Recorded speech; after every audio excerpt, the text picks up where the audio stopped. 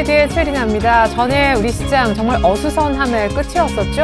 STX 조선해양이 채권단과 자율협약을 체결키로 했다는 소식. 여기까지가 끝이 아니었습니다. 여기까지만 해도 이미 STX 관련주가 무더기 하니까 금융주도 여파를 받아 적지 않게 빠졌었는데 북한의 핵시설 재가동 얘기까지 나오면서 전일 종가는 1980선대까지 밀렸었습니다. 투신권의 매물도 오늘 전일에 1000억대 이상 쏟아지기도 했었는데요. 다행이지만 간밤에 미국과 유럽이 올랐다고 하고요. 다우 쪽에서는 신기록이 또 썼다고 합니다. 일단 관련된 뉴스 그리고 종가 어느 정도인지 뉴스부터 챙겨보겠습니다. 네, 뉴욕 증시에서 다우와 S&P 500이 사상 최고치를 다시 한번 경신해 하루 만에 반등했습니다. 3월 마지막 날 이상의 종가가 나온 것이고요. 지표의 힘이 컸습니다. 미국의 2월 공장 주문이 예상보다 소폭 상회한 3% 증가세를 보였죠. 5개월 내 최대폭으로 가장 많이 오른 집계라고 하고요. 한편 미국의 3월 자동차 판매 실적도 호조세를 보였습니다. 빅3 가운데 포드와 GM에서 특별히 중소형차 쪽에 약진이 있었다고 하는데 일본 자동차와 MS 시장 점유율 격차를 많이 좁혔다는 소식이 있었습니다. 한편 유럽 증시도 키프로스 위기감이 완화되면서 올랐습니다. 많게는 2% 가까운 상승세가 나타나기도 했었는데요. 키프로스 구제금융 조건에 대한 이행 시한을 2년 더 연장하면서 시간을 벌었다는 소식이 있었죠. 한편 유로존의 실업률 집계도 나왔는데 12%, 1월 달도 사상 최대치로 가장 높았었는데 2월 실업률도 0.1%포인트 더 오르면서 통계조사 이래 청년 실업이 가장 큰 문제로 대두되고 있습니다. 네, 반발 매수세가 조금 들어오면서 오늘 반등이 있지 않을까 훈풍을 해외발 예상을 한번 해보는 날인데요. 먼저 출발 증시 와이드 일부의 주요 코너들부터 확인시켜 드리겠습니다.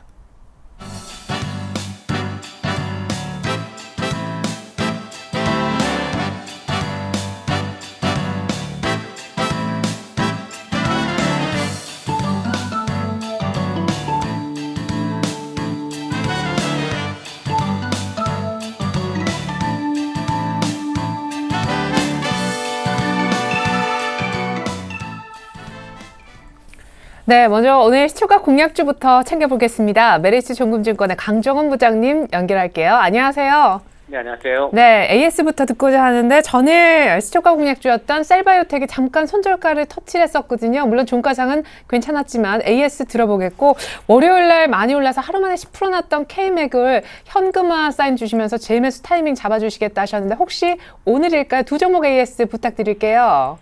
네, 먼저 셀바이오텍 먼저 말씀드리겠습니다. 셀바이오텍 어제 시초가 11,600원에 출발을 했고요. 장중에 어제는 변동성이 심한 날이었는데 제가 제시한 손절가를 터치를 했지만 이틀 하지 않았습니다. 그래서 보유 전략으로 제시해드리겠고요. 셀바이오텍 시초가 대비 3% 하락해서 마감했습니다만 오늘 반등세가 좀 기대될 수 있을 것 같고 최근에 바이오품들 강세를 보이고 있는데 그런 측면에서 셀바이오텍 아직까지는 흐름 괜찮다라고 말씀 좀 드리도록 하겠습니다. 그리고 4월 1일에 제시했던 K맥 12,000 도달했고 제가 방송에서 직접 재매수 포인트가 되면 언급해 준다고 말씀드렸는데요. 제가 지난번에 셀바이오 K맥 투자 포인트 말씀드렸을 때 바이오 장비의 성장성, 특히 이제 디스플레이와 반도체 공정용, 정밀 측정 분석기기 전문 기업이라고 말씀드린 바 있고 이 DNA 칩에 쓰이는 핵심 기술 특허를 좀 취득을 한 상황인데 바이오 장비의 성장성과 중국 최대 디스플레이 업체 BOE의 OLED와 LCD 공정용 모니터 장비 공급 부분, 그리고 기관 매수, 또 밸류에이션 아몰레드와 바이오 성장성까지 고려했을 때 한 16,000원 정도까지는 밸류에이션 매력이 있을 것이다라고 좀 전망을 드렸습니다. 제협적으로 괜찮은 모습이었는데 오늘 정도에 K맥 다시 매수 포인트가 된 것 같아서요. 오늘 분할 매수 또는 다시 한번 좀 매수 포인트를 잡아서 대응해도 되겠다는 말씀 드리도록 하겠습니다. 네, 감사합니다. 자, 오늘 이제 조금 있으면 시초가가 나올 것 같아요. 오늘은 어떤 종목 시초가에 한번 들어가 볼까요? 네, 오늘 시초가 공략주는 이노칩을 준비를 했습니다. 이노칩은 세라믹 계열의 보호칩 전문 업체고요. 2003년도에 세계 최초로 이 정전기 방전과 전자파 장애 기능이 부합된 세라믹 칩 개발에 성공하면서 성장 발판을 마련했습니다. 2009년 스마트폰과 태블릿 PC에 특화된 CMEF라고 해서 이 정전기 전자파 저거 필터를 얘기하는데 세계 최초로 개발을 했습니다. 이 기술 경쟁력을 좀 증명하면서 높은 성장성을 보여주고 있고 삼성전자와 LG전자, 펜텍 150여 개의 고객사를 좀 확보하고 있는 그런 회사라고 보시면 되겠습니다. 해외에서도 뭐 하웨이라든가 제티, 뭐 레노버 이런 대기업의 정전기 전자파 제거 필터를 공급하고 있고요. 투자 포인트는 세 가지를 줄 수 있는데요. 첫 번째는 갤럭시 S4 출시 수혜입니다. 전체 매출의 40% 이상을 차지하는 삼성전자가 올해 뭐 1억 8천만 개 이상, 뭐 2억 5천만 개까지 스마트폰 생산 규모를 좀 확대할 것으로 좀 언급을 하면서 이 스마트폰 고사양화가 좀 진행되고 있습니다. 스마트폰용 그 노이즈와 정전기 방지 수요가 좀 빠르게 증가 중에 있는데 일반적으로 스마트폰에 4개에서 12개의 정전기 전자파 제거 필터가 채용되고 있습니다. 그래서 이 스마트폰 시장 확대와 더불어 성장성을 좀 기대할 수 있고요. CMEF는 뭐 한 개의 칩으로 노이즈와 정전기를 방지하면서 이 복합 소자 대비해서 이제 비용 절감과 공간 활용이 용이하다라는 장점이 있고요. 이런 칩의 기술력을 바탕으로 해서 경쟁 업체 대비해서 제품 소형화를 좀 선도하고 있는 상황입니다. 고객사 내에도 점유율이 좀 높을 것으로 좀 전망되고 있고, 두 번째는 역시 중국 시장을 뺄 수 없을 것 같은데요. 중국 스마트폰의 성장성입니다. 중국 내 정전기 전자파 제거 필터 CMEF의 시장을 전반 이상을 차지하고 있고 이노칩이 올해도 중국 기업들의 이 고사양화 제품화 노력에 따라서 이 수요 급증이 이어질 것으로 전망되고 있습니다. 뭐 이런 측면이 중국 스마트폰의 시장을 성장성을 줄 수 있고요. 뭐 올해 중화권 매출액은 지난 2012년 대비해서 작년 대비해서 한 100% 증가한 300억을 전망하고 있고요. 2012년 뭐 중국 매출 비중도 28%로 대폭 확대될 것으로 전망되고 있습니다. 뭐 실적 호전과 기관 매수도 줄 수 있는데요.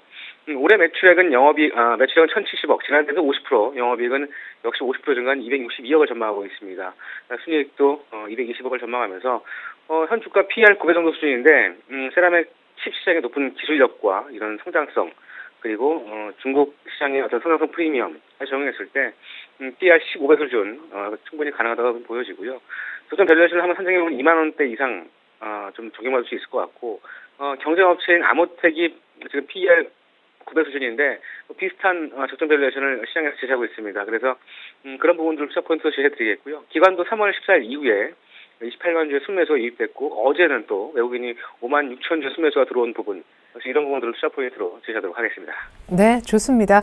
자, 말씀 들어보니까 뭔가 좋은 분위기는 만들어진 것 같은데 이노칩 오늘 시가에 공략한다면 단기 목표가는 어느 정도 설정해 볼까요? 네, 목표가는 14,300원과 14,500원 사이에 제시해드리겠고요. 손절가는 12,700원 하이시에 손절로 생각하시기 바라겠습니다. 네, 감사합니다. 강정훈 부장님의 도움 말씀 들어봤습니다.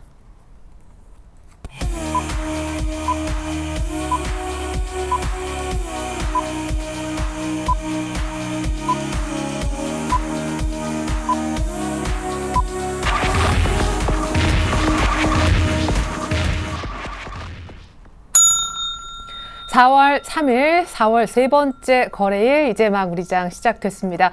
자, 어제 좀 밀렸었고 그 전일에도 밀렸었고 이틀 연속 밀리면서 1980선이라니 어제는 장중에 1970선까지 갔었죠. 그러나 미국은 계속해서 사상 최고치 경신이 이루어지고 있습니다. 오늘 좀 따라잡아야 할 텐데 가능한지 출발 상황 분석해 주실 두 분의 전문가 모셔보겠습니다. 이명식 전문가님과 유스탁의 유창희 대표님 나와주셨네요. 안녕하세요. 안녕하세요. 네, 자 오늘 코스피가 그래도 괜찮은 출발 보인다고 하는데 코스피 쪽 출발부터 분위기 짚어주시죠. 네, 현재 코스피 지수 4포인트 상승한 1990포인트로서 일단 반등 국면이 전개되고 있습니다.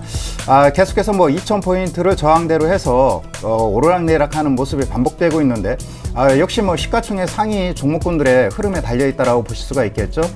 전일 상당히 견조한 흐름이 전개되었던 삼성전자, 금일은 약보합권을 형성하고 있는 모습을 보여주고 있지만 여전히 150만 원대를 형성하고 있고요.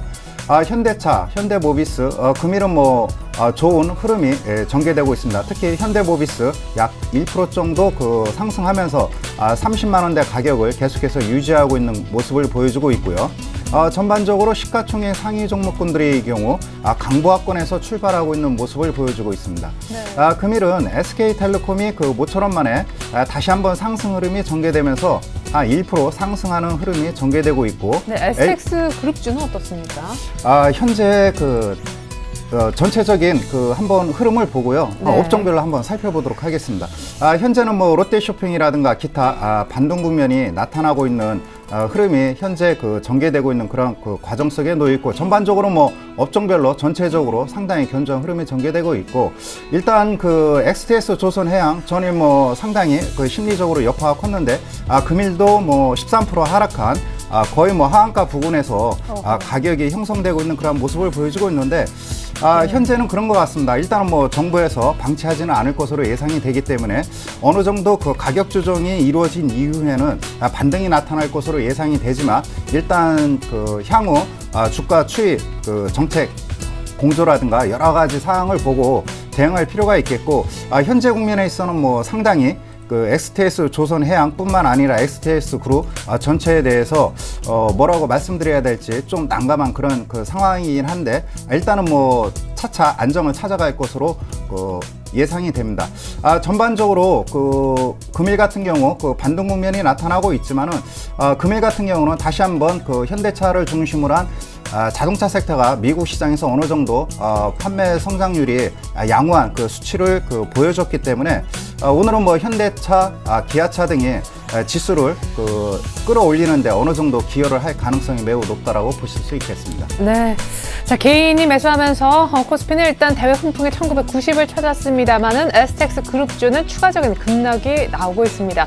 STX 그룹주는 잠시 후에 조금 더 자세하게 살펴볼 테지만 유창희 대표님도 한 말씀 부탁드리겠고, 이어서 코스닥도 살펴주시죠. 네, 일단 뭐 STX 그룹 뭐 지금 오늘도 뭐 급락세가 연출되고 있습니다. 뭐 조선해양 같은 거에 14% 정도 빠지고 있고, STX도 11% 정도 빠지고 있다는 부분들. 제가 보기엔 일단 오늘 어떻게 해서든 꼬리가 좀 나오면서 반등을 좀 나와줘야 되지 않을까 생각을 하고 있어요. 네. 그리고 채권의 자유협약 자체가 뭐 STX의 뭐 현금 유동성 리스크가 좀 작용한 거지만, 그런 부분들이 어떻게 좀 전개가 될지 여부는 오늘 오후 정도 되면 한 12시 전후로 해서 어떤 추가적인 얘기가 나올 수 있기 때문에 그 부분 좀 체크하시면서 대응하시면 될 것 같고요. 코스닥 시장을 전체적으로 좀 보신다면은 일단은 뭐 555포인트, 556포인트 정도에서 시작을 해서 주가 형성되고 있습니다. 일단은 560포인트에 대한 저항에 대한 부담감 혹은 거기를 돌파에 대한 기대감이 지금 계속 상존하면서 박스 기간 조정이 계속 이어지고 있는데, 곧 제가 뭐 주 초반에도 말씀드렸다시피 이번 주 내에 움직임이 좀 잘 나온다라면은 이번 주 후반이나 혹은 다음 주에 방향성이 나올 수 있다는 부분 체크하셨으면 좋겠고, 어쨌든 뭐 글로벌 경기라든지 증시가 계속 좋은 모습을 움직이고 있기 때문에 코스닥 시장 역시 뭐 긍정적으로 방향을 갈 수 있지 않을까 생각을 하고 있고요. 일단 뭐 수급적으로 본다 그러면은 외국인 같은 경우가 여전히 뭐 아주 오늘 같은 경우도 뭐 급격하게 매수를 하고 있는 건 아니지만은 매도 기조는 아니다라는 부분들, 여전히 뭐 어저께도 적게나마 매수를 좀 보이고 있다는 부분들 본다면은 외국인의 매수 기조도 중요하겠지만, 이제부터는 기관 쪽에서 매수세가 얼마나 좀 유입이 될 수 있는지 여부를 좀 체크하셔야 되지 않을까 생각을 좀 하고 있습니다. 그래서 그동안 3월 중순까지는 외국인이 계속 시장 끌고 왔다라면은 3월 중순 이후부터는 외국인의 매수 기조가 좀 약해지면서 기관 쪽에다가 어떤 힘을 좀 실어주길 기대하고 있다는 부분들 같이 연동해서 바라보셨으면 좋겠고요. 코스닥 시가총액 상위 종목을 좀 보신다라면은 전체적으로 지금 고르게 상승하고 있습니다. 뭐 셀트리온 같은 경우도 약보합 정도 움직이고 있지만, 파라다이스, CJ50핑, 서울반도체 모두 한 1% 전후로 해서 움직이고 있다는 부분들, 지금 IT, 뭐 내수 유통 혹은 바이오 관련된 종목군들 모두 일단 긍정적인 시그널을 보여주고 있기 때문에 오늘 코스닥 시장 좀 기대해 볼 수 있는데요. 일단 어쨌든 근데 시장 자체가 최근에 보신다면 백약이 무효한 게 뭐 북한 리스크라는 부분들이 있기 때문에 그러한 것이 또 변동성을 좀 키울 수 있다는 부분들은 좀 체크를 하면서 시장을 대응해야 되지 않을까 생각을 좀 하고 있습니다. 네, 감사합니다. 이번 일본 니케이의 어떤 출발 상황도 이어서 좀 살펴드리면요. 니케이가 이틀 연속 빠졌었고, 어제 장중에는 2.7%까지 추가 급락이 있었는데 종가는 거의 당겼거든요. 낙폭을 1% 정도 안쪽으로 해서 제한적으로 묶고 끝냈는데, 오늘은 전일의 한 종가 부분 정도를 빠르게 회복시켜 주고 있는 것 같습니다. 0.9% 오히려 약간의 갭상승이 나오고 있습니다. BOJ 앞두고 니케이는 출발이 우리보다 조금 더 강한 현 주소를 한번 살펴봤네요. 자, 이번엔 외환시장으로 한번 가보겠습니다. 전일 STX 그룹에 대한 악재도 있었고, 특별히 지정학적 리스크가 다시 불거졌는데요. 오늘 외환시장 출발 상황은 KC 외환선물로 가서 들어보겠습니다. 정경팔 팀장님, 안녕하세요. 네, 안녕하세요. 네, 1120원대에서 상승 출발 예고는 됐었는데 그렇게 출발하고 있다고요? 그렇습니다. 하겠습니다. 오늘 서울 외환시장은 어제 종가 대비 4원이 상승한 1122원에 개장했고요. 이 시간 현재 개장가보다는 소폭 하락한 1120원 90전에 거래가 되고 있습니다. 환율이 상승세로 출발한 것은 글로벌 달러 강세와 북한 리스크라는 대외 요인하고요. 또 STX 조선해양의 채권단 공동관리 신청이라는 대내적인 요인이 복합적으로 작용한 결과라고 하겠습니다. 지난밤 발표된 미국의 공장재 수주가 호조를 보이면서 뉴욕 증시와 국제유가 등 위험자산이 강세를 보였고요. 이러한 위험자산 시장의 강세는 통상적으로는 위험통화들의 강세, 즉 달러화의 약세로 이어집니다만 이번의 경우는 미 연준의 통화정책과 연계되면서 달러화가 전통화 대비 강세를 나타내고 있습니다. 달러 엔의 경우는 어제 아시아장에서 92.53엔까지 하락한 이후에 미 경제지표의 호조가 저가 매수의 명분으로 작용하면서 93엔대를 회복하는 모습이고요. 유로달러의 경우는 미 경제지표의 호조와 함께 유로존 3월 제조업 지수의 부진 및 유로존의 사상 최고 실업률 등을 반영하면서 1.28달러 후반대에서부터 1.28달러 초반대까지 하락하고 있는 모습입니다. 여기에 상품통화 역시 달러와 강세 영향으로 다소 하락하는 모습 보이면서 원화가 약세 압력을 받고 있습니다. 여기에 북한이 영변의 핵시설을 재가동하면서 지정학적 리스크가 부각되고 있는 점과 STX 조선해양의 채권단 공동관리 신청으로 선물한 매도 물량 청산의 우려가 더해진 점이 달러원의 상승 압력으로 이어지고 있다고 하겠습니다. 달러원이 여교의 시장에서부터 지난 3월의 고점인 1120원을 사양 돌파한 만큼 상승세를 지속할 가능성이 커졌다고 보는데요. 1130원이 다음 정선으로 작용할 것으로 보이고요. 다만 수출업체들의 고점 매도 인식과 또 유로 캐리 트레이드에 따른 아시아 통화와 상품 통화들의 강세 압력 등이 달러원의 상단을 제한하는 요인이 될 것으로 보고 있습니다.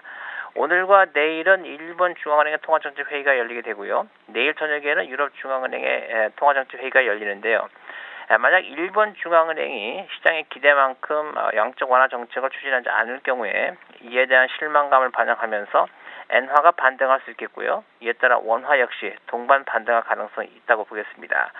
유럽 중앙은행의 경우는 최근의 유로존 경기 침체를 반영해서 추가 부양책이나 또는 금리 인하 가능성을 암시할 경우에 유로화가 약세를 지속하면서 이에 따른 캐리 트레이드로 원화가 또한 강세 압력을 받을 수 있겠습니다. 따라서 대외 이벤트에 따른 원화의 반등 가능성에 주목하시면서 시장에 대응하시기를 바라겠고요. 오늘 1120원대 중심 거래 이어지겠습니다. 네, 전망까지 감사합니다. 20원대가 제대로 뚫리면 30원까지 열려 있다는 전망. KB 외환선물 정경팔 팀장님으로부터 들을 수 있었네요. 잘 들었습니다. 네, 감사합니다.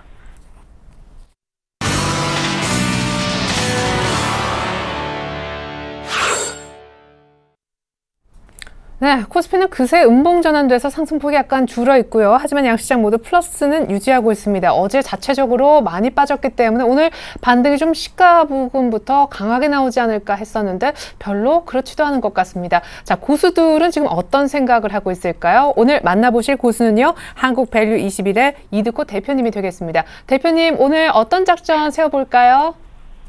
네, 일단 제가 지속적으로 강조드렸던 종가상 2010포인트의 안착 여부에 대해서 상당히 좀 중요하다라고 좀 말씀드렸는데 역시나 안착을 하지 못하면서 조정의 흐름이 나와 주었고요. 거기에 북한발 리스크까지 나오면서 시장은 상당히 급격하게 빠졌지만 종가 관리를 했다 볼 수 있겠죠. 무슨 이야기냐면요. 동시효과 들어갈 때까지만 해도 어제 지수가 1970포인트 부근에서 머물고 있었는데 종가는 1986포인트로 끝났죠. 그 동시효과 10분 동안 삼성전자로 코스피 시장 전체를 0.5% 정도 들어 올렸다라고 좀 볼 수 있겠습니다. 오늘은 뭐 다우지수 사상 최고치가 나오면서 소폭 상승 출발하는 모습인데 아까 말씀드렸듯이 어제 코스피 지수를 종가 관리했다는 것이 오늘 반등의 의미가 있지 않나 좀 이렇게 보고 있습니다. 일단 2010포인트에 대해서 안착을 하지 못한 흐름이 나왔기 때문에 이런 조정은 당연한 것이다라고 좀 볼 수 있겠고요. 지난 시간에 말씀드렸지만 외국인의 매도는 시장 조정이 나오더라도 큰 폭으로 나올 가능성은 좀 적어 보인다. 좀 이렇게 말씀을 드리겠습니다. 그리고 제가 2010포인트를 안착하지 못하고 최대 조정이 나온다면 지수 포인트 얼마 지지해야 한다고 했죠? 1930포인트 지지한다고 했었죠? 이 1930포인트가 200일, 241선, 즉 1년 동안 산 사람들이 모여있는 지지선이기 때문에 북한이 핵시설을 가동하든 말든 유럽이 악재가 있든 없든 우리 시장은 어떤 일이 있어도 이 지지선은 좀 지켜줘야 한다 해서 하방 1930포인트 상방 2010포인트 안착 여부를 보자 3월 4월 내내 말씀드리고 있고요. 코스닥 시장 같은 경우에는 현재 일봉상 21선을 지지하면서 코스피 시장하고 약간 비슷하게 아랫꼬리가 좀 나와주었는데 이 코스닥 시장도 지속적으로 말씀드리지만 상당히 좀 아슬아슬합니다.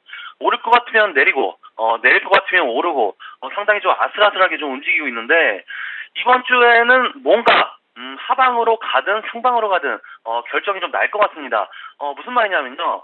이 코스닥 시장이 단기간에 지금 10% 가까이 올라왔기 때문에 과열 구간이 아니냐 이렇게 판단하는 사람이 있는 반면에 무슨 소리냐. 아직 멀었다. 추가 상승 가능하다. 이런 시각들이 좀 팽팽하게 나오고 있는 것 같은데 저는 말입니다. 사실 이 신용장고를 보면서 코스닥은 좀 조정을 받아야 한다. 좀 이렇게 생각을 하고 있습니다. 이 신용장고가 우리나라뿐만이 아니고 미국이나 일본, 중국에서도 이런 신용장고가 급증하는 모습이 좀 나오고 있는데 그만큼 현재 주식시장에서 탐욕을 한가득 담고 한 방을 노리는 투자들이 많다 보니까 이런 현상이 좀 나오고 있는 것이고요. 보세요. 이렇게 되면 안 되겠지만 만약에 코스닥 시장이 무슨 어떤 이유든 유럽 문제나 북한발 리스크로 인해서 한번 출렁거리게 된다면 여러분 신용 반대면 이거 쏟아지게 됩니다. 그러면 지수는 아래꼬리 달고 쭉 올라오겠죠. 하지만 신용 정보는 어떻게 됩니까? 자동으로 매도되고 끝이에요. 그래서 제가 계속해서 말씀드리지만 신용매매는 지금은 아닌 것 같다. 만약에 코스닥 지수 500포인트 초반대 신용 쓰시는 분들은 상관이 없지만 최근에 코스닥 시장이 옆으로 길 때 신용 쓰신 분들은 지금 상당히 불안불안하실 거로 생각이 되고요. 현재 21선을 코스닥 시장이 좀 지지를 하고 있지만 저항은 뚫으라고 있는 거고 지지는 이탈되라고 있는 것이다. 이렇게 거꾸로 생각하고 저는 현재 매매를 하고 있기 때문에 신용이나 추격 매매 하시는 분들은 조심할 구간이 아닌가 좀 이렇게 말씀드리도록 하겠고요. 그만큼 여러분 손실나면 다 그 누구 돈입니까? 다 여러분들 돈입니다. 소중하게 모은 재산 잘 지키시길 바라겠습니다. 자, 종목 얘기로 넘어가 보면요. 어제 사실 수익 나신 분들보다 손실 나신 분들이 좀 많으실 겁니다. 종목들이 3% 이상 하락 종목들이 상당히 좀 많았는데, 일단 우리 보유주들, S맥, JW 중해신약, 영화금속 등이 있었는데, S맥은 어제 그제 상당히 좋은 모습이죠. 17,000원대의 매물을 소화하면서 점진적으로 상승이 나오고 있는 모습인데, 이제 이 17,000원대 구간에서의 물량 소화 과정만 거치면 충분히 2차 상승 구간도 진입이 가능하다. 해서 종가상 이제는 17,300원, 17,300원 안착하는 흐름이 나와야 한다. 이렇게 좀 말씀을 드리겠고요. JW 중해신약 이 종목은 현재 좀 매수가 부분인데 현재 차트에서 모습이 상당히 시간이 상당히 많이 소요될 것으로 좀 보고 있습니다. 이 저항으로 있는 5,400원대가 우하향하면서 내려오고 있는 모양새인데 사실 이 저항을 한 방에 좀 돌파를 해줘야 바닥에서 턴을 한다라고 좀 말씀드릴 수 있겠는데 그렇게 되지 않으면서 추가적으로 기간 조정으로 들어갈 가능성이 좀 있어 보이기 때문에 일단 이 종목은 정리를 하고 현금 보유 관점에서 좀 정리를 하겠고요. 영화금속 이 종목도 121선을 좀 강하게 좀 돌파를 해줘야 되는데 매물벽으로 좀 압박을 계속 막고 있거든요. 신공항 관련주들이 좀 약한 모습인데 이 영화금속도 1,100원 이탈되면 정리 아니면 조금 더 지켜보도록 하겠고요. 오늘은 일단 단기 매수 종목들 위주로 나열을 해드리면서 정리를 해드리도록 하겠습니다. 일단 오늘 단기 매수 종목은 이루온, 테라세미콘, 온세텔레콤, 옵트론텍, 이노칩 이 정도로 보시고요. 오늘 어제 하락에 따른 단기 반등 구간이니까 이럴 때 빠르게 매매하셔서 수익 챙기시기 바라겠습니다. 오늘 작전 타임은 여기까지입니다. 고맙습니다. 네, 오늘 단기 공략주가 오늘 시초가 공략주와도 겹쳤습니다. 이노칩 설명까지 함께 들어봤습니다. 지금까지 한국밸류 21의 이두코 대표님과 함께 하셨고요. 계속해서 출발 키포인트 브리핑이 이어지겠습니다.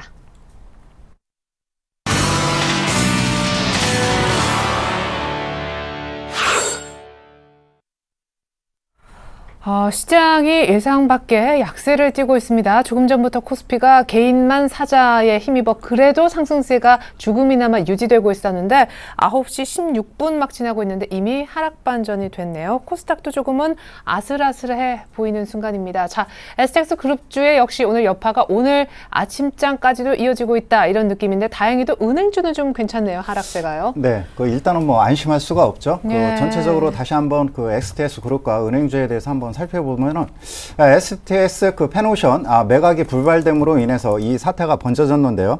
중요한 것은 기관 쪽에서 매도 물량이 많이 나왔습니다. STS 펜오션의 경우 외국인 창구 쪽으로는 최근 3, 4일 동안 급락 여파에도 불구하고 매수가 꾸준히 유입되고 있습니다. 일단 STS 그룹 전체 문제의 경우는 알짜 기업인 STS 펜오션에 대한 매각이 성사될 경우 일단 유동성 문제에서는 탈피할 가능성이 크다라고 보실 수가 있겠습니다.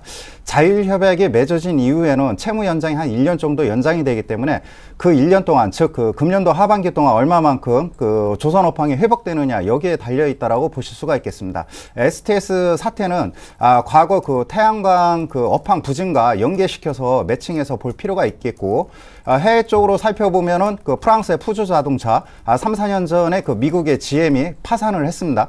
즉 제조업에 대한 일자리 창출 효과가 크기 때문에 이들 기업들이 막대한 공적 자금을 지원해서 기업을 살렸습니다. 마찬가지로 STS 그룹 전체의 경우 업황 부진이 원인이긴 하지만 정부에서도 기업 살리기에 총력을 다할 것으로 예상이 됩니다. 그렇기 때문에 시간이 걸리겠지만 문제는 해결할 것으로 보여지지만 일단 여기 주식 투자에 참여하고 있는 분들의 경우 기존에 주식을 갖고 있거나 이쪽에 관심이 있으신 분들의 경우 참 진입 시점이 어려운 상황이라고 보실 수가 있겠습니다.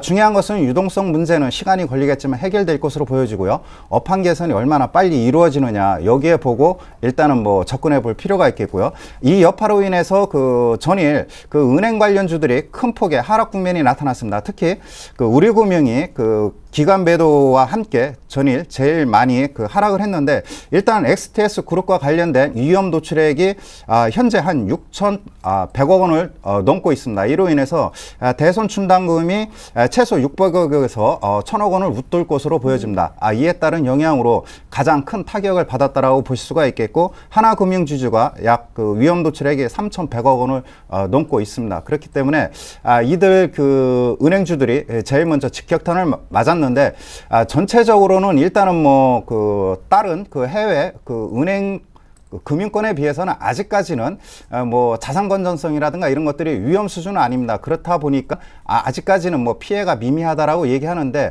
주택 관련 부실 그 다음에 STS 그룹뿐만 아니라 여러 가지 재무협정을 맺은 중소형 중견 그룹들이 많습니다. 이 여파가 도민으로 확산이 되면은 은행주 상당히 큰 여파가 크겠죠. 그러나 정부에서는 이러한 위험성을 깊이 인식하고 있기 때문에 순차적인 그러한 노력을 다각도로 할 것으로 예상이 되기 때문에 당분간은 금융주의 경우 좀 리스크 관리 다시 한번 만전을 기해야겠죠. 네, STX 그룹주 그리고 금융주 특별히 은행 쪽에 관한 분석까지 들어봤습니다. 이번에는 코스닥에 한번 가보고 다시 코스피에는 특징주 몇몇 더 챙겨보도록 할 텐데요. 오늘 백신 테마가 다시 붑니다. 중국에서 신종 AI로 인해서 사망자가 추가로 발생했다는 소식도 들어와 있네요. 네, 오늘 보신다면 이제 백신 테마가 좀 가장 눈에 띄게 좀 올라오고 있어요. 지금 파루라든지 제일바이오, 이글벤 모두 거의 상한가에 올라오면서 급등세를 띄고 있고 기타 중한 백신도 역시 한 6% 이상 올라오고 있다는 부분들. 중국에서 이제 신종플루 조류 독감이죠. 여기에 대해서 좀 추가적인 감염자가 발생을 했고 또 사망자가 또 늘어났다는 얘기가 좀 나오고 있어요. 그래서 2003년도 사스를 재현하는 것이 아니냐는 비관론자들의 얘기도 좀 스물스물 나오고 있습니다. 그러다 보니까 요 관련된 종목군들이 지난 월요일부터 급등세를 연출하고 있는데 일단은 제가 보기에는 그러한 부분들이 과연 우리나라에 영향을 미칠 수 있는 부분 또 2003년도만큼의 그런 영향을 미칠 수 있는지는 조금은 확인을 해야 되지 않을까 생각을 좀 하고 있습니다. 네. 그래가지고 조금 과도하게 좀 올라오고 있다는 부분들, 물론 이런 어떤 기대감을 올라온 종목군들이 지금 너무 과도하다 어쩌다 얘기하기는 좀 하죠. 왜냐면은 가고 있는 종목을 어떻게 말할 수 없기 때문에. 하지만 추격 매수하기에는 조금 한 번은 확인하고 대응하는 게 좋지 않을까 생각을 좀 하고 있고요. 만약에 와중에서도 뭐 접근을 하신다라면은 일단 뭐 지금 점상한가 올라오고 있는 종목군들을 좀 매수하기 좀 힘들겠죠. 근데 이제 뭐 이글벳이라든지 뭐 제일바이오가, 특히 제일바이오 같은 경우는 회사 자체도 좀 좋은 회사이기 때문에 만약에 제가 보기엔 가격을 한번 준다라면은 뭐 접근도 해볼 수 있지 않을까 생각을 하고 있고요. 네. 뭐 파루나 이런 종목군은 점상한가가 나왔기 때문에 매수하기 좀 쉽지 않을 거라는 거 좀 체크하면서 대응하셨으면 좋겠고, 또 기타적으로 이제 뭐 어저께 뭐 대체 수율 기대감 조금 나왔었습니다. 그래서 관련된 종목들이 많이 올랐었는데 오늘은 전체적으로 약간 쉬어가는 모습을 좀 띄고 있다는 부분들 좀 체크하셨으면 좋지 않을까 생각을 하고 있습니다. 예. 뭐 이 밖에 이제 남북 경협주도 조금 살펴봤으면 좋겠는데요. 네. 오늘 개성공단 근로자의 출경이 일단 조금 금지가 됐다고. 네, 일단은 어쨌든 북한 리스크가 조금은 다시금 또 발생을 했기 때문에 뭐 그로 인해서 시장도 좀 안 좋은 부분들이 있다는 부분들을 본다라면은 어제 또 방산주는 급등했었고. 그렇죠. 방산주를 급등했던 부분들, 스페코라든지 뭐 빅텍 같은 경우 어저께 상한가를 기록했었고, 오늘도 어쨌든 스페코는 6% 이상 올라오고 있다는 부분들 좀 체크하신다라면은 일단 고점을 돌파하면서 가고 있다는 부분들, 쉽게 북한 리스크가 해소가 안 되고 있기 때문에 이런 종목들이 올라온다라면은 뭐 추가적으로 더 올라올 수 있는 분위기는 형성이 되고 있다는 부분들 체크하셨으면 좋겠고요. 남북 경협주가 이제 문제인데, 근데 남북 경협주 엄밀히 따지면 또 크게 또 움직임이 나오고 있지는 않아요. 그러니까 뭐 결국엔 뭐 개성공단 얘기도 좀 나오고 있지만은 그런 부분들에서 일단 정부가 전면적으로 막 막거나 하지는 않을 것 같다는 부분도 본다라면은 일단은 뭐 경협주들은 이번에 큰 영향을 뭐 계속 그 전부터 움직였었지만은 그 영향을 받지 않았다는 부분들을 본다라면은 일단은 뭐 북한 리스크 관련해서는 방산 관련된 종목군들이 어떤 주가 흐름을 띠는지, 스페코처럼 고점을 돌파하는 모습을 띠는지, 아니면은 뭐 빅텍 같은 경우는 고점대에 갔다가 조금 무너지는 모습을 띠고 있기 때문에 그런 부분들을 좀 체크를 하면서 대응해야 되지 않을까 생각 좀 하고 있습니다. 네. 자, 사조대림이라는 종목, 개인들의 투자 물량도 굉장히 많이 들어있다고 하는데 오늘 관리 종목으로 지정되면서 급락하고 있습니다. 거래소 종목이니만큼 이명식 전문가님께 여쭤보겠고, 오늘 LG화학주가 다시 한번 신저가, 왜 이렇게 화학주는 정말 되는 날이 없는 건지, 오늘도 통신주가 강세고요. 몇몇 네. 조금 더 챙겨주실 내용들이 있네요. 네, 일단은 뭐 올라가는 종목부터 한번 말씀을 드릴까요? SK텔레콤이 그 막내 무료 통화를 그 촉발을 시켰는데, 이에 따른 뭐 가장 유리한 고지를 선정할 것이라는 뭐 기대감으로 인해서 일단 뭐 최근 수급도 다시 한번 개선되면서 상승하는 모습을 보여주고 있습니다. 특징적 요소는 뭐 2분기 실적이 괜찮을 것으로 나타나고 있죠. 통신주 최근에 뭐 주춤거렸다가 상승 흐름이 전개되고 있기 때문에 현재 뭐 수출 관련주, 이 주춤하는 사이에 다시 한번 내수 관련주의 상승 흐름이 전개되고 있는 것이 특징적인 그러한 상황이라고 보실 수가 있기 때문에 일단 그 내수 관련주 쪽에 다시 한번 집중할 필요가 있겠고요. LG화학 금일도 뭐 한 신저가가 나타나고 있는 그러한 모습을 보여주고 있습니다. 그 화학 섹터, 정유 섹터, 소재 섹터 중국 수요가 상당히 큰 비중을 차지하고 있는데, 중요한 건 그런 것 같습니다. 현재 그 2분기에는 정유 섹터가 아무래도 이익 모멘텀이 빠르게 전개될 것으로 보여지고, 화학 섹터는 그 뒤처질 것이라는 그 전망이 나오고 있습니다. 이로 인해서 기관들의 그 포트폴리오 변화가 1분기 일단은 뭐 윈도우 드레싱 끝난 이후 발빠르게 전개되고 있는 그런 모습을 보여주고 있죠. 아무래도 LG화학의 경우 계속해서 신저가를 나타내고 있기 때문에 당분간 그 화학 섹터의 경우 그 저점을 찾기는 쉽지 않을 것으로 보여집니다. 그렇죠. 그렇기 때문에 화학 섹터의 경우 중국에서 뭔가 고정자산에 대한 뭐 투자 이런 것들이 강하게 나타나지 않는 이상 좀 고전을 맺지 못할 것으로 예상이 되기 때문에 화학 섹터의 경우는 좀 중국 쪽에 대한 그 정책 수요 여기에 일단은 뭐 기대를 해볼 만한 그러한 그 상황이라고 보실 수가 있겠고, 최근 들어서 그 일부 그 2012년도 그 성적표가 그 발표가 됐죠. 사조 대림의 경우 뭐 관리 종목 지정이 되면서 큰 폭의 하락 국면이 나타났는데, 전체적인 내용은 제가 뭐 잘 그 파악은 못했습니다. 그러나 금일 그 거래량이 대폭 증가한 걸로 봐서는 네. 일단은 뭐 최악의 국면에서 탈피하는 그런 상황이 전개되고 있는 것이 아닌가 이렇게 판단이 됩니다. 중요한 것은 그 작년도 2012년도 연결 재무제표와 관련해서 매출액이라든가 부채 비율 여러 가지 종합적인 상황이 금일 신문을 통해서 많이 그 나왔을 텐데, 중요한 것은 음식료 세타의 경우 대형주, 그 다음에 일부 신고가 나는 종목 이쪽으로 해갖고 그 관심 있게 보는 것이 그 필요하겠고, 거꾸로 신저가를 나타내는 종목의 경우는 재무구조라든가 경쟁 구도에서 일단은 뭐 뒤처졌다는 것을 의미한다라고 보실 수가 있겠죠. 그렇기 때문에 같은 섹터 내에서도 그 역배열적으로 하락하는 종목은 일단은 관심권 밖에서 제외시키는 것이 필요하다라고 여겨집니다. 네. STX 조선해양의 자율협약 추진 소식 때문에 STX 그룹주가 다시 한번 크게 또 한 번 밀리는 날이긴 한데요. 오히려 펜오션은 매각이 불가됐었지만 자율협약에 들어가면서 이 펜오션 매각 속도는 더 빨라질 수 있다는 분석도 나왔었는데 펜오션만큼은 지금 낙폭을 2%대 후반으로 빠르게 좁혀가고 있습니다. 자, 이어서 전일에 있었던 수급 특징주 먼저 거래소 쪽부터 한번 살펴보죠. 네, 전일에 이 기관들의 매물이 컸었습니다. 투신권만 한 1,000억 이상 순매도했었는데요. 삼성전자, 포스코, 현대건설, 그리고 현대차와 오늘 또 신저가를 찍은 LG화학, 롯데케미칼 순으로 던졌고요. 전일에 역시 많이 출렁였었던 은행주 가운데 하나금융지주도 투신권이 7번째로 많이 판 종목에 이름을 올렸습니다. 하지만 전일 개인들은 1,000억 정도 순매수하면서 거래소에 굉장히 러브콜을 보냈었는데요. 시장이 이 정도에선 반등하겠지 생각했나 봐요. 레버리지를 많이 샀고 기관이 많이 정리한 LG화학과 롯데케미칼도 개인들의 순매수 2위와 3위 종목에 이름을 올렸습니다. 그 밖에 역시 STX 그룹주 여파로 부진했었던 우리금융과 하나금융지주 개인들은 매수로 대응했고요. 현대제철과 대림산업도 개인들의 관심을 받은 종목으로 나오고 있습니다. 자, 이명식 전문가님, 개인들이 거꾸로 매매는 하면 안 될 텐데 이게 잘 사고 있는 겁니까? 참 오리무중입니다. 어떻게 시장을 대응을 해야 될지 기관들도 갈팡질팡하는 모습이고요. 중요한 것은 국내 시장의 경우 연기금이 일단 뭐 안전판 역할을 하고 있기 때문에 연기금 수급을 봐야겠고요. 다음으로는 외국인의 선물 매매 동향, 여기에 따른 비차익, 이 두 가지 관점에서 접근해 볼 필요가 있겠고요. 전에 그 투신이 시가총액 상위 종목으로 매도를 했습니다. 일부 자산운용사의 경우 일부 뭐라 그럴까 결산을 앞두고 포트폴리오 변경이 극심하게 나타났습니다. 이에 따른 영향이 큰 것 같습니다. 그렇기 때문에 전일 투신권에서 시가총액 상위 종목으로 삼성전자, 포스코, 일부 현대차 매도율을 나타났지만은 연기금 쪽에 매매 동향을 주시해야겠고요. 중요한 것은 LG화학, 롯데케미칼 매도한 것을 개인들이 매수를 했습니다. 아무래도 뭐 저가 매수에 따른 그런 기대감, 정부의 경기 부양 정책 이러한 것들이 반영이 됐다라고 보실 수가 있겠죠. 그러나 화학 섹터의 경우는 중국 정책 모멘텀이 강화되는 것을 보셔야겠고, 코덱스 레버리지에 대한 그러한 개인 매수가 나타났었는데 전일 기간이 600만 주 넘게 매도율을 보여줬습니다.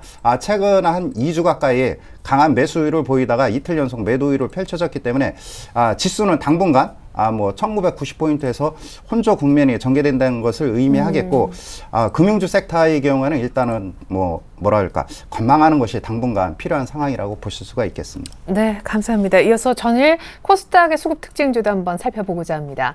기관이 3월 들어서 두 번째로 많이 샀던 전일인데요. 기관의 코스닥 순매수 많이 산 종목들 순서대로 지금 이름이 나오고 있네요. 게임빌과 파라다이스 그리고 컴투스, 게임 종목이 벌써 3위 안에 두 종목이 껴있습니다. KH바텍 그리고 JC까지 게임주 또 하나가 추가되고요. 위메이드까지 어제는 게임주 사느라 바빴네요. 마지막 7위로 7번째로 많이 담은 종목은 기관 기준 오스템 임플란트였습니다. 전일 게임주 상승이 기관적이었다라는 게 여실히 드러나네요. 오늘도 게임주 관련된 종목들도 좀 움직이는 것 같은데요. 네, 게임주 오늘도 그렇게 나쁜 모습은 아닌데 일단 기관들은 어떤 기대감 작용하는 종목군들을 좀 매수를 많이 했다는 부분들을 좀 볼 수 있겠고요. 어저께 따로 뭔가 사기에는 좀 시장 자체가 좀 어중간한 날이다 보니까 기대감이 있는 종목군들을 매수한 것 같아요. 특히 이제 게임빌이라든지 컴투스, JC, 위메이드 같은 종목군들 본다라면은 기존에 낙폭 가드 많이 빠졌다가 좀 올라오고 나서 추가적인 상승을 할 수 있느냐 없느냐의 그 병목에 놓여 있기 때문에 기관들이 한 번은 좀 매수가 좀 들어온 것이 아닌가 생각을 좀 하고 있고요. 또 이제 파라다이스 같은 경우 아까도 말씀드렸다시피 대체 휴무에 대한 기대감이 있었고 또 월요일에 세금 부분이 있었던 부분들이 약간은 우려감이 해소가 되면서 좀 기관들이 다시금 담는 것이 아닌가라는 생각을 좀 할 수 있을 정도로 기관들 일단 수급적인 부분들은 일단은 어저께 같은 경우는 좀 단순하게 기대감에 의해서 다른 대체할 수 있는 종목이 없다 보니까 네. 그러한 종목군들 좀 매수를 좀 많이 했던 것 같고요. 뭐 특징주를 조금 더 본다라면 일단은 플루주 신종플루 관련된 종목군들 많이 올라오고 있지만은 M&A 관련된 종목군들도 뭐 계속해서 천일고속이라든지 태산 LCD 계속 강한 모습을 띠고 있고요. 특히 이제 카카오톡 관련돼서 뭐 KNINX 같은 경우가 이제 카카오톡 서버를 관리하는데 그 종목이 올라오고 있다는 부분들, 특히 거기 대주주인 가비아도 같이 올라오고 있기 때문에 네. 그런 것들 좀 보면서 대응하신다면은 나쁘지 않을 것 같다 생각 좀 하고 있습니다. 네, H&H는 M&A 관련주인데 오늘 드디어 정말 오래간만에 약간은 꺾이는 모습도 있습니다.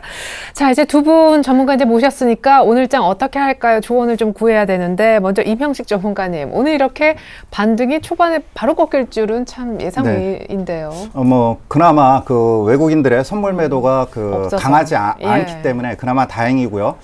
최근 들어서 뭐 이틀 연속 지수가 2,000포인트를 밑돌고 있지만은 차익 프로그램이라든가 비차익 쪽에서 매도 압박이 그다지 크지 않습니다. 심리적인 그러한 그 위축으로 인해서 변동성이 크게 전개되고 있다라고 보실 수가 있겠고, 다만 코스닥 시장의 수급이 변동성을 보이고 있음에도 불구하고 다시 뭐 게임이라든가 그 다음에 음원 관련주 콘텐츠 섹터 쪽으로 기관과 외국인 수급이 개선되고 있습니다. 그렇기 때문에 이쪽에 주목할 필요가 있겠고요.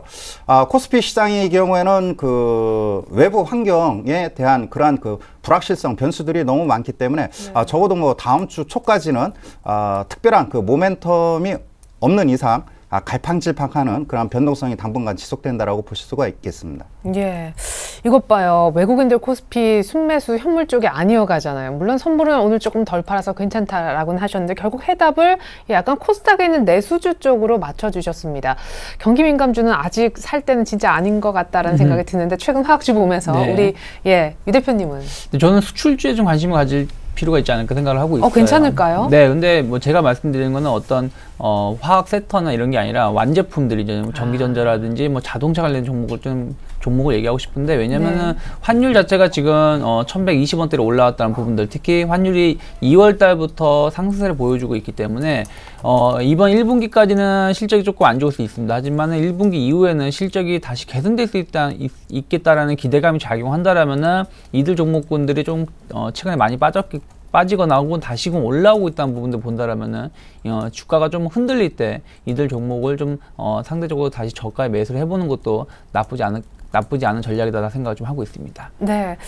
그리고 유청희 전문가님께 한 말씀 더 짧게 여쭤본다면, 네. 오늘 시장이 반등하지 못하면 향후에 힘이 좀 급격히 떨어질 수도 있습니까? 이게 BOJ 앞두고 그냥 눈치 보는 것도 섞여 있을까요? 글쎄요, 뭐 오늘 시장 자체가 반등을, 만약에 어저께 저점을 이탈한다면, 코스피 시장을 말씀드리고, 코스닥은 워낙에 나쁘진 않기 때문에 코스피 시장으로 중심 말씀드린다면 네. 어저께 저점에서 올라온 폭이 거의 한 0.7% 정도 되거든요. 근데 네. 만약에 어저께 저점이 1975포인트 정도인데 그 자리가 이탈되면서 좀 하락을 한다라면은 다시금 뭐 1900 중반까지도 조금 흔들릴 수는 있지만은 추세를 강하게 붕괴시키지는 않을 것 같다는 부분들 좀 체크하면서 대응해야 되지 않을까 생각을 하고 있습니다. 네, 조금 의외로 강하지 않은 모습이긴 하지만 추세는 아직까지 이상무라는 의견 주셨습니다.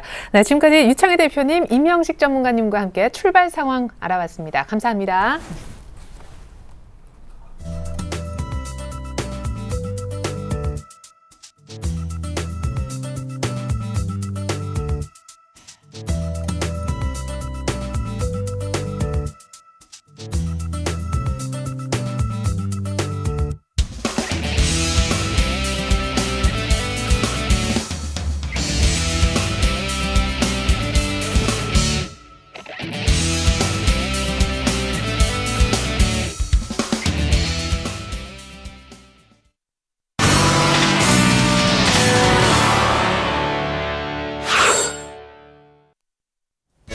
네, 안녕하세요. 증권사 모닝전략 김혜영입니다.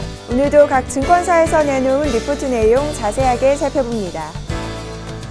삼성증권입니다. 시장 상승을 위한 마지막 허들 넘기라는 리포트 살펴주셨고요. 현대증권에서는 투자 심리 회복이 우선이고 이 비관론은 경계해야 한다. 신한금융투자에서는 4월 증시 전망과 이 투자 전략으로 엑스재팬에 관련된 내용 살펴주셨습니다.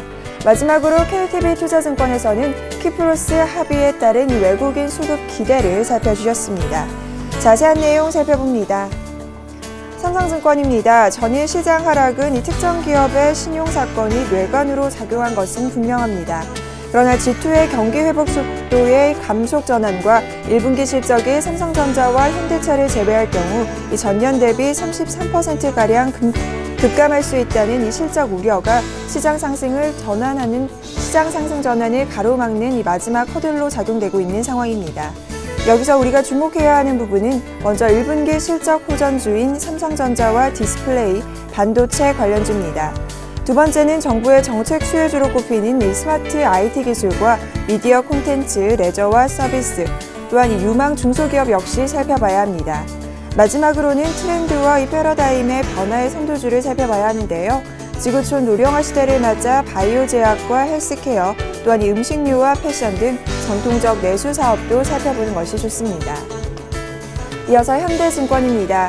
디커플링의 장기화에 따른 자신감 결여와 연휴 시즌을 앞둔 경계 심리가 증폭되고 있습니다. 그러나 단기적인 지수 변동 확대 가능성은 있지만 이 4월 이후에 디커플링 완화 기대는 유효하다고 판단됩니다. 그 이유에는 먼저 이 실적 가이던스 발표를 앞둔 삼성전자의 예상 실적이 상향 조정되고 있다는 점과 엔화 추이로 볼 때 자동차 섹터 역시 저점을 높일 가능성이 커 보입니다. 또한 정책 기대로 인한 외국인의 매수 전환 조짐 역시 나타나고 있어 지나친 비관론은 경계할 필요가 있을 것으로 보입니다. 이어서 신한금융투자입니다. 글로벌 투자자들이 일본을 통해서는 결코 채울 수 없는 부분, 즉 틈새를 찾는 노력이 필요한 시점입니다. 4월 투자 전략의 핵심은 바로 여기 있는데요.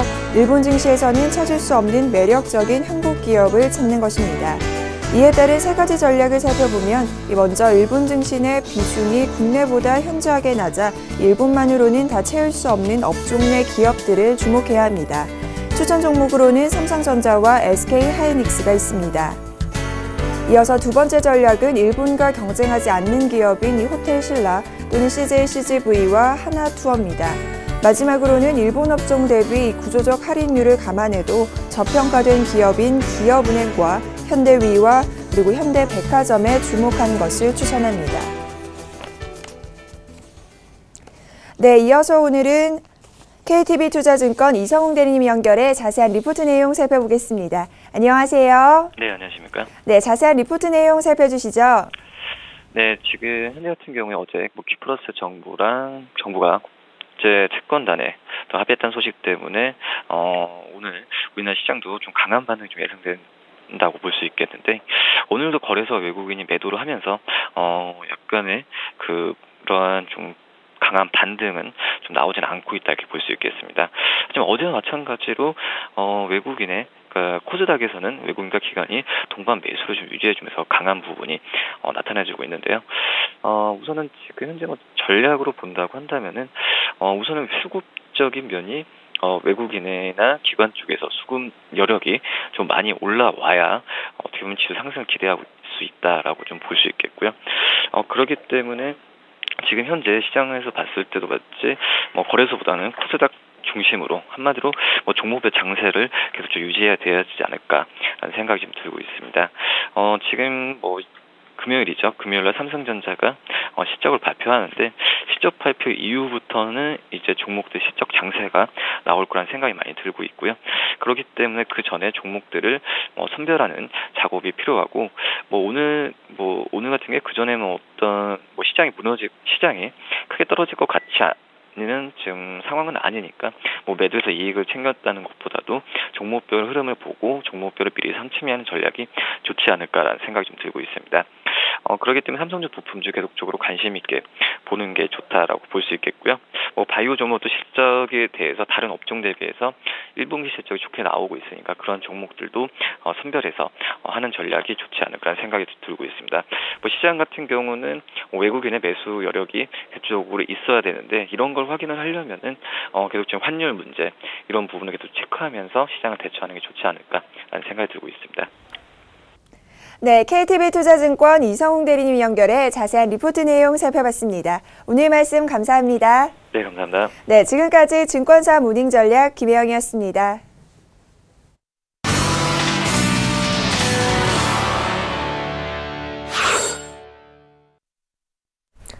네, 코스피가 다시 소폭 플러스권으로 올라왔습니다만 기관의 복귀 때문인데 어떻게 또 하락세를 언제 바뀔지 알 수는 없는 상황입니다. 계속해서 글로벌 이슈 속 숨겨진 의미 찾아볼게요. IM투자증권 김동섭 이사님과 함께하겠습니다. 안녕하세요. 네, 안녕하세요. 네, 1분기를 정말 화려하게 보냈던 뉴욕 증시. 근데 이제 2분기에는 뭔가 조정이 불가피하다라는 의견들이 점점 많아지고 있다는데 또 이 전 백악관 예상국장도 버블의 붕괴를 경고했다고 하네요. 지금 미국에서는 이제 주가가 계속 신고점을 치고 있는 그런 과정 속에서 시장의 불확실성에 대한 얘기가 좀 나오고 있죠. 특히 마크 파버 같은 경우에도 올 여름부터 조정 가능성을 얘기했고, 또 닥터둠 중에 한 명인 루비니 교수도 연말쯤 조정 가능성을 제기했었던 그런 모습인데요. 어저께 같은 경우는 이제 스탁먼이라고 해서 지난번에 거대한 타락이라는 책을 내면서 이제 현재의 상황을 얘기를 했거든요. 이 사람은 도널드 레이건 행정부 시절에 이제 백악관 예산국장이었다 하는 건데요. 문제는 지금 거품이 너무 심해서 이제 시장의 붕괴 가능성이 상당히 높다라는 거고, 문제는 거품이 꺼져도 2008년도 은행대에는 구제금융 같은 일은 없을 것이기 때문에 시장은 더욱더 문제가 될 거다. 이런 얘기를 하면서 여러 가지 의견을 제시했죠. 예금보험을 폐지한다든가, 아니면 연준을 없앤다든가, 은행을 축소하는 거, 아니면은 또 얘기할 수 있는 것 중에 하나가 뭐냐면 부유세를 30% 정도를 올려서 부유층 10%로부터 한 10조 달러 정도 걷어서 시장의 어떤 빚을 갚는다든가, 아니면 소득세를 없앤다, 이런 거 얘기를 많이 하는 경우도 좀 나왔는데요. 사실 이건 약간 시장에서는 불합리한 상황이기 때문에 쉽게 해결될 수 있는 그런 문제는 아니다라는 부분이죠. 또 시장에서 나오는 것 중에 하나는 지금 시장이 매년 4월, 5월, 그러니까 2분기 때는 조정이 5%에서 한 10%를 미국은 줬다라는 거죠. 그러니까 지금 통계학적으로 보면 지금의 위치에서는 조정 가능성을 좀 열어두고 봐야 되지 않느냐. 특히 현재 300 조정이 지난 다음에 374억 원의 정도가 지난 상황인데, 과거의 모습을 보면 한 357일 정도가 지나고 나면 조정을 다시 줬다, 이런 얘기를 좀 하고 있거든요. 근데 제가 보는 견해는 좀 다릅니다. 뭐냐면 지금까지는 2009년부터 주가가 4, 5월에 조정됐던 것은 주가가 올라가면서 과거의 어떤 저항대에 걸려서 그 저항대를 돌파하지 못함으로 인해서 물량 출회로 실망 매물로 인해서 주가가 빠진 시점이었고요. 지금은 신고가를 치는 과정이기 때문에 조정이 쉽지 않습니다. 그러니까 대형 악재가 나오지 않는 한은 조정이 만만치 않다라고 저는 생각을 합니다. 왜냐하면 2007년도에도 미국이나 전 세계, 그러니까 중국도 한 6,000포인트 갔었고요. 전 세계가 최고점을 칠 때 누구도 조정을 예상 못했는데 그때 나온 뉴스가 대형 악재가 하나 있었죠. 서브프라임 모기지. 무슨 말이냐면 대형 악재가 나오기 전까지는 조정을 논하는 것 자체가 잘못됐다라는 부분이고요. 조정을 줘도 소폭 조정 주고 다시 주가는 랠리를 하는 확률이 굉장히 높기 때문에 지금의 조정은 조금 의미가 좀 없지 않을까라는 생각을 해봅니다. 네. 그래요. 통계에 이번에도 또 들지, 그렇지 못할지 뉴욕 증시 한번 지켜보자고요. 근데 구로다 신임 총재가 주재하게 되는 BOJ 회의가 이제 오늘 그리고 내일 이렇게 이틀간 열리게 될 텐데, 이렇게 굉장한 부양책이 그것도 미리 앞당겨 나올 것이다라고 얘기를 하더니만 앞당겨 나온 것은 없었고 이제 당일이 이제 왔는데 이번에 또 뭔가 안 나올 것이고 이달 말쯤에 부양책이 나올 것이다, 이런 의견들이 있네요.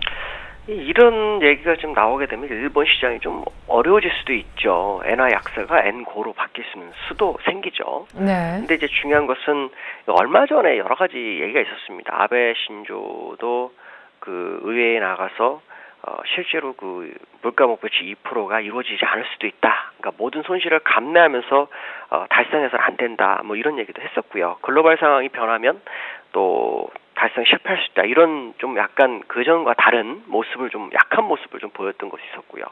또 구로다 총재 같은 경우에도 지금 일본의 빚이 GDP 대비로 한 200%가 되는데 빚이 좀 잘 안 좋은 상황이다라는 거죠. 적정 수준이 아닌 그런 상황이다라는 얘기를 계속 했죠.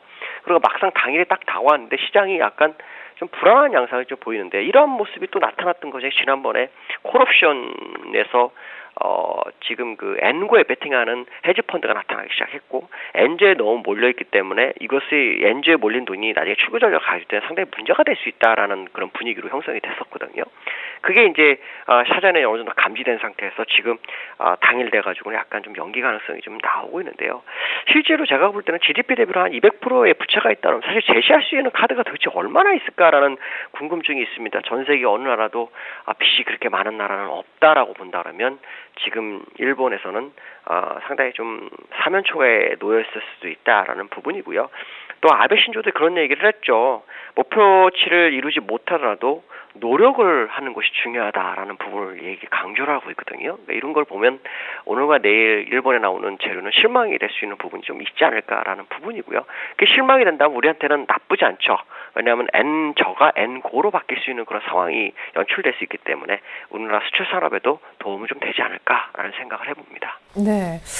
시간 관계상 곧바로 오늘 조언 들어보고 싶은데요. 전일까지도 이틀 연속 조정, 경기 부양치에 감안했을 때 이해가 좀 가지 않는다라고 하셨는데 어제 종가의 만회는커녕 오히려 추가 악재가 나오면서 크게 더 밀린 상황입니다. 지금도 반등이 안 나오고 있는데 계속 수급 고임이 이어질까요? BOJ에서 조금 얘기하신 대로 좀 기대 이하의 정책이 나온다면 반등이 가능할런지 조언 한번 구해볼게요. 어저께 제가 얘기했던 수급은 여전히 똑같았죠. 외국인이 선물해서 매수하고 기관이 현물에서 매수를 해야 한다.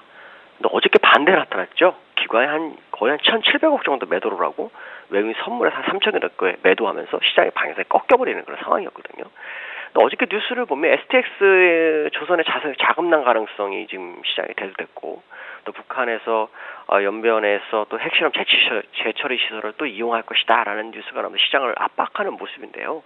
제가 볼 때는 지금 우리나라는 경기부양책 시장이 전혀 약발이 안 받고 있습니다. 특히 어저께 한국은행에서 보고서가 나왔는데 추경을 할 경우 1조 원을 하게 되면 효과는 4,400억밖에 안 된다라는 부정적인 뉴스를 내보내는 바람에 이게 또 추경에 대한 경기부양책에 대한 의지를 꺾는 그런 상황이 아닐까라는 불확실성도 있는 것은 사실입니다. 그렇지만 일단 전 세계가 신고가를 치는 과정이라 그러면 국내 정도 조만간 상승 가능성에 대한 부분을 좀 열어두고 봐야 된다고 저는 판단하고 있고요. 여전히 수급적으로는 기관의 현물 매수와 외국인의 선물 매수가 필요한 상황이다라는 거, 이 부분을 좀 보셔야 될 것 같고요. 지수는 일단 2009포인트대를 올라가야 된다라고 판단하고 있는데요.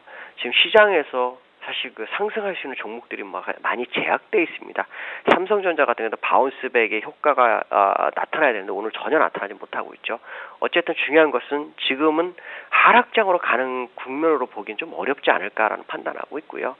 좀 더 인내가 좀 필요한 상황이 아닌가 이렇게 판단하고 있습니다. 네, 디커플링 해소 위해서는 역시 수급이 빨리 더 좋아져야 된다라고 하셨고 글로벌 증시 선전하는 거 보니까 우리도 조금 쉬어가는 것이지 추세가 꺾이는 것으로 보기는 이르다라는 말씀까지 들어갔습니다. IM투자증권 김동섭 이사님과 함께했습니다. 조언까지 감사합니다. 네, 감사합니다. 네, 일단 오늘은 기관이 조금 도와줄 모양이긴 한데 그래도 코스피는 꾸준하게 상승세를 유지하기 힘들어 보입니다. 이상 출발 증시와이드 1부였고요. 잠시 후 2부로 다시 찾아뵙겠습니다. 고맙습니다.